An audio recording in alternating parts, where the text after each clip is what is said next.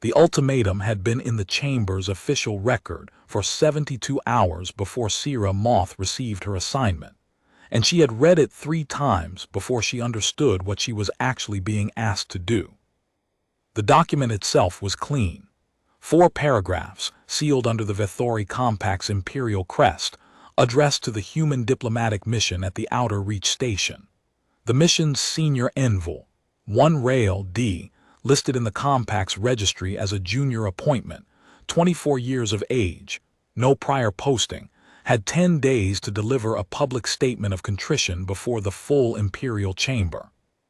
The statement had to acknowledge, by name, the Compact's territorial authority over the Kessin Corridor transit lanes, renounce any human claim to the survey data filed by human cartographers 17 months prior, and express the Compact's phrasing, not a paraphrase, of regret for what the document called the human mission's unauthorized assertion of jurisdictional standing. If the envoy delivered the statement, the Compact would allow the mission to remain. If she did not, the mission would be formally expelled, and the Compact would close the transit lanes to human commercial and medical traffic.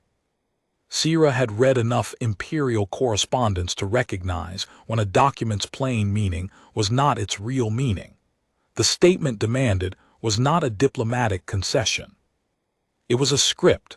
The envoy would be required to stand in the full chamber, before 84 seated counselors and the chamber's permanent record, and read aloud words that had been written for her, words that would, once read into the record, constitute the human mission's formal waiver of any legal standing in the Kessin matter. The survey data would be gone. The transit lane claim would be gone. And the footage of a human diplomat reading the Compact's own language back to the chamber, under duress, in front of the full imperial body, would be the kind of image that circulated in diplomatic channels for decades. Her assignment was to serve as the Compact's liaison to the human mission for the duration of the 10-day period. She was 27 years old, 6 months into her first substantive posting, and her supervisor, Deputy Arbiter Thas Varand, had told her, in the brief meeting where the assignment was handed down, that this was an opportunity. If the envoy capitulated, Sira's name would be on the liaison report. If the envoy required additional pressure, Sira was to assess what form of pressure was most likely to be effective and report back. There was a senior analyst position opening within the year in the deputy arbiter's own office. Thas Varand had not said the 2 things in the same sentence. He had not needed to.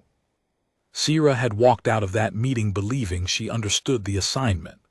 It took her approximately 4 hours in the company of Envoy Rail to understand that she had been wrong. The human mission's offices were 3 rooms at the far end of the station's administrative corridor. Sira had expected, she wasn't certain what she had expected. Anxiety, perhaps, careful diplomatic hedging, the particular quality of performance that came from someone who knew they were being watched and had decided to manage their appearance accordingly. She had conducted enough interspecies liaison work to have seen all of those things in varying combinations, and she had come prepared to record them. What she found was a young woman sitting at a plain table with a stack of printed documents and a cup of something warm, reading without looking up when Sira entered. Rail D was 24 years old and looked younger. She had the kind of stillness that Sira had only seen in people who had stopped being surprised by rooms. She acknowledged Sira with a nod, gestured at the chair across from her, and waited. Sira delivered the Compact's liaison message.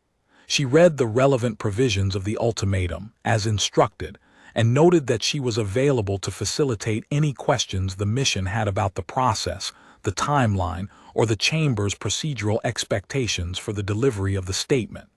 It was, she told herself, a neutral message. She was a liaison. She was not the ultimatum. Rail listened to all of it. She did not take notes. When Sira finished, she set down the document she had been reading, which Sira could now see was a copy of the Vethori Compact's own foundational treaty, and said, "I've read the charter provisions on survey registration. So has our legal office. We'll file whatever we're going to file. That was all she said. She picked the document back up. Sira wrote her first daily report that evening. She noted that the envoy had received the liaison message, that no questions had been raised, that no indication of intent to comply or refuse had been offered. She noted that the envoy appeared composed. She did not write that the envoy had been reading the Compact's foundational treaty, because she was not certain what to make of it, and she had learned early in her career that the things you were not certain about were better kept close until you understood them. On the third day, Thas Verand called. She had filed 2 daily reports by then, both accurate, both neutral, both notably free of the kind of language that suggested the envoy was softening. She had not intended them as a message, but she understood, sitting in the corridor outside her room and watching the call indicator pulse, that they might have read as one. He did not ask about the envoy's intentions. He asked whether Sira had observed any signs of stress, any requests for extended timeline, any contact with outside parties that might suggest the mission was seeking support it did not publicly acknowledge having. Sira said she had not. Verand was quiet for a moment, and then he said that the deputy chamber would find it useful to know, before the deadline, whether the mission was likely to comply. A preliminary indication, not a formal report, just an informal assessment, would help the relevant parties prepare the appropriate response either way. It would also, he said, help Sira's own position considerably, given the senior analyst opening. Sira said she would report what she observed. After the call, she sat at the small desk in her own station room for a long time. She was 27 years old. She had grown up reading the histories of the Compact's diplomatic corps, the names, the postings, the careful incremental work of building something that held. She had believed, with the specific sincerity of someone who has not yet been tested, that the Compact's legal process meant something, that the framework she had studied was the framework the people above her believed in. The call from Thas Verand had taken approximately 4 minutes, and it had rearranged the furniture of that belief without announcing itself. She went back to the mission's offices the next morning. On the 4th day, the Compact's internal communications system logged a message from the mission's legal archive request, a formal pull of 37 years of Accord Bureau cartographic registration precedents. Sira saw the log flag on her liaison terminal. She did not report it as a sign of weakness. She reported it as a sign of preparation, because that was what it was. On the 5th day, she asked Rael, not as part of the official liaison protocol, but in the flat space between one agenda item and the next, whether the mission had made a decision.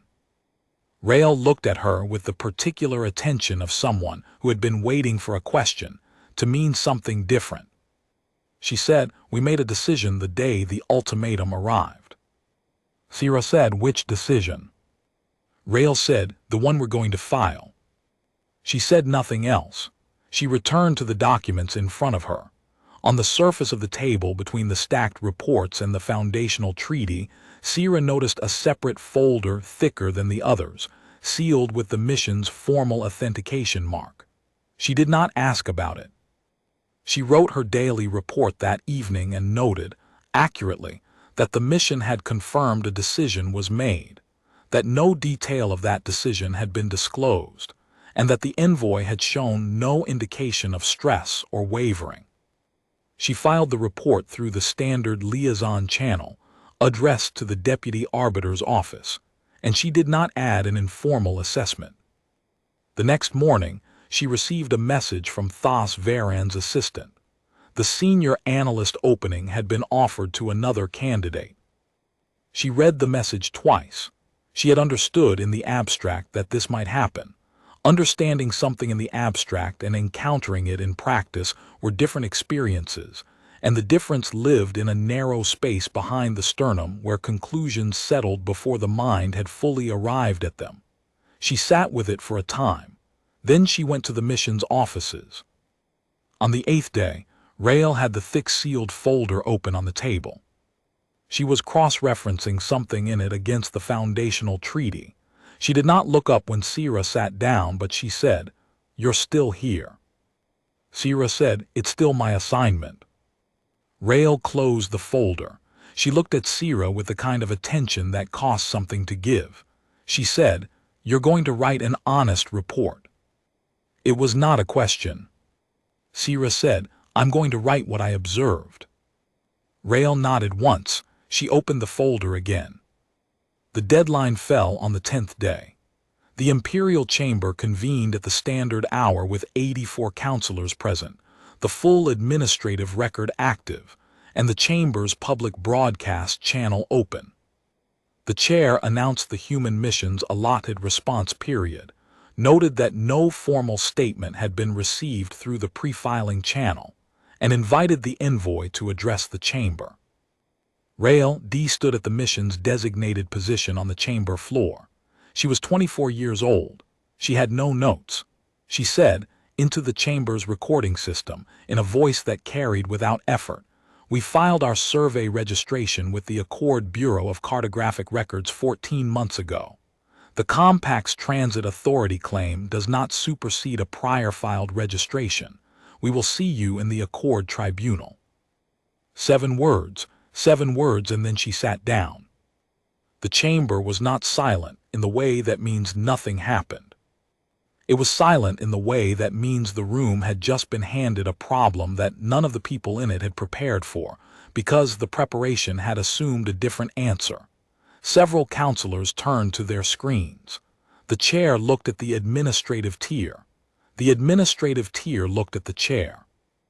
One of the Compact's senior legal advisors, a gray-robed figure who had been seated in the gallery with the practiced ease of someone who attends these sessions purely as a formality, was now standing, halfway between his seat and the aisle, frozen in the way that people freeze when the motion they started no longer has a destination.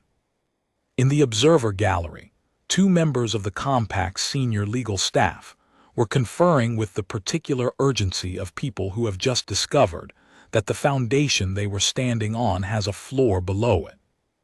Sira watched all of it from her liaison seat. She had already written her final report. She had written it the night before, in the same plain language she had used for every daily filing, what she had observed, in the order she had observed it, with no informal assessments appended and no preliminary indications offered. She had noted the envoy's composure on every day of the 10-day period. She had noted the sealed folder. She had noted that the mission had stated, on day 5, that a decision had been made the day the ultimatum arrived. She had noted, with full accuracy, that the envoy had shown no wavering at any point in the liaison period. The report was not what Thas Varen had wanted. It was true. She submitted it to the formal liaison record at the standard filing hour, the same morning the deadline fell, which meant it was in the Chamber's official archive before the session opened. Whatever the Imperial Chamber decided to do next, the record of how the 10 days had actually proceeded was already sealed into the permanent account. The Accord Tribunal would be able to read it. Any review body, at any subsequent point, would be able to read it. The Compact's own internal review process, if it ever chose to conduct one, would find a liaison report that said exactly what had happened in those 10 days, and not what the Deputy Arbiter's office had hoped a young operative's first major posting might be persuaded to say. Sira would not hold the senior analyst position. She understood that clearly. She might not hold her current posting much longer, depending on how the next several weeks unfolded.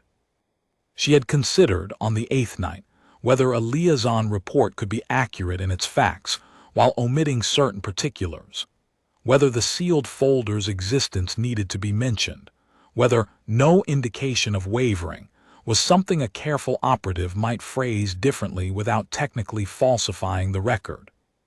She had spent perhaps 20 minutes on that line of reasoning before she recognized it for what it was and stopped. These were costs she had run in the abstract and then in the particular, sitting at that small desk, and she had arrived at the same conclusion both times. In the chamber, the chair was calling for a procedural recess. The Compact's legal staff were still conferring. 3 senior counselors had left their seats and were gathered in a cluster near the chamber's main exit, talking in the low, rapid register of people who need to make calls they had not planned to make. Rael was sitting quietly at the mission's table. She was not looking at any of them. She was looking at the middle distance with the expression of someone who had done what they came to do and was now simply waiting for the next thing. Her hands were folded on the table. The sealed folder was in her case. Sierra watched her for a moment. Then she gathered her liaison materials, clipped the final report's reference number to her record, and stood. The chamber around her was moving from the confident institution it had been 10 days ago into something that would need to account, publicly and in writing, for what its own ultimatum had produced. She had written an honest report. The room would find its way to whatever came next without her help. That was enough.